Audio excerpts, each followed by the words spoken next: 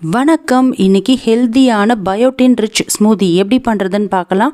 இது தலைமுடி ஸ்கின்னுக்கெலாம் ரொம்ப நல்லது. 15 நாள் இதை டெய்லி எடுத்துகிட்டு வரும்போதே ஹேர் ஃபாலுக்கு நல்ல ரிசல்ட் பார்க்கலாம். இதுக்கு ஒரு பவுலில் 3 வால்நட், 5 பிஸ்தா, 6 கருப்பு உலர் திராட்சை, 1 ஸ்பூன் ஆலி விதை, சூரியகாந்தி விதை, பூசணி விதை, சியா சீட், 5லேருந்து 6 முந்திரி, 2 ஸ்பூன் அளவுக்கு பச்சை நிலக்கடலை, 1 அத்திப்பழம், 5 பாதாம், இதெல்லாத்தையும் தண்ணி ஊற்றி ஒரு நைட் ஃபுல்லாக நல்லா ஊற வச்சிடணும். மினிமம் 8 மணி நேரமாகுது இது நல்லா ஊறணும்.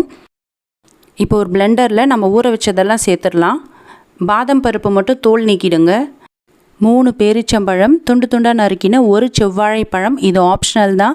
என்ன வாழைப்பழம் வேணாலும் சேர்த்துக்கலாம். இது கூட 1 டம்ளர் அளவுக்கு தேங்காய் தண்ணி நான் சேர்த்துருக்கேன்.